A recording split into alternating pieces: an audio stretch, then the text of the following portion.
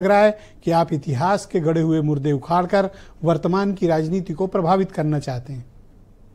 नहीं, देखिए ब्रजेश जी, आरोप लगाना एक बात है लोकतंत्र में, लेकिन मिथ्या और अनर्गल आरोप लगाना दूसरी बात है। हम राजनीतिक क्षेत्र में काम करते हैं, हमारे कामों की आलोचना होनी चाहिए।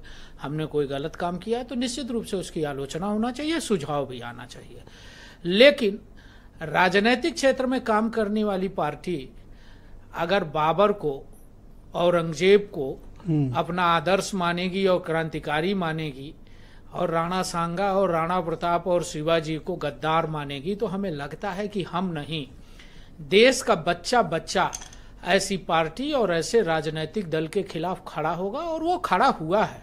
आप देखिए 2014 से लेके आज तक निरंतर विपक्ष बुरी तरह से पराजित हो रहा है। 2014 में इस देश के प्रधानमंत्री माननीय नरेंद्र मोदी जी बने तो उन्होंने नारा दिया था, सबका साथ, सबका विकास और सबका विश्वास। अभी मैं कांग्रेस प्रवक्ता को सुन रहा था, सुभाष बाबू की चर्चा कर रहे थे। दिल्ली का वो इंडिया गेट सुभाष बाबू की मूर्ति के लिए आजादी के 75 साल तक तरसता रहा। माननीय मोदी जी ने उस इंडिया गेट के अमर जवान ज्योति के पास सुभाष बाबू का चित्र लगा के देश के अंदर एक सुभाष बाबू और क्रांतिकारियों को सम्मान देने का, ऐसे 200 उदाहरण मैं दे सकता हूं। उत्तर प्रदेश, जहां माननीय योगी आदित्यनाथ जी 2017 में मुख्यमंत्री बनने के बाद उन्होंने कहा था कि सबका साथ सबका विकास का जो नारा है, सबका विश्वास, वो उत्तर प्रदेश में कायम रहेगा। और कानून व्यवस्था के सवाल पर माननीय मुख्यमंत्री योगी जी ने जिस प्रकार से उत्तर प्रदेश के अंदर कानून व्यवस्था स्थापित की, उसका उदाहरण आज पूरी दुनिया में है। गड़े हुए मुर्दों में आपकी इतनी दिलचस्पी क्यों रहती है? नहीं, देखिए ब्रजेश जी, कोई कारण है? नहीं, मुर्दों में हमारी दिलचस्पी नहीं है। मुर्दों को उखाड़ा किसने? महाराष्ट्र के अंदर मुंबई में समाजवादी पार्टी के नेता अबू आजमी ने औरंगजेब को महान बताया। उससे 2 कदम आगे अखिलेश यादव चले गए।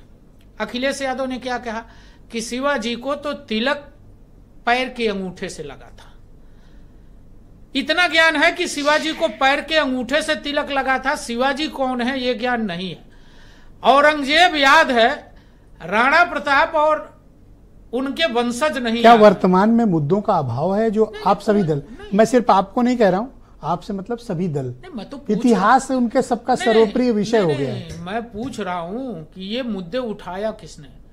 गद्दारों को प्रोत्साहित करने का काम समाजवादी पार्टी कर रही, देशद्रोहियों को पुरस्कारित करने का काम समाजवादी पार्टी कर रही है जी। और अभी मैं राजीव राय जी को सुन रहा था, समाजवादी पार्टी के प्रवक्ता है, कानून की बात कर रहे हैं। मैं पूछना चाहता हूं कि आपकी सरकार थी, मुलायम सिंह जी मुख्यमंत्री थे, गेस्ट हाउस कांड किसकी सरकार में हुआ था?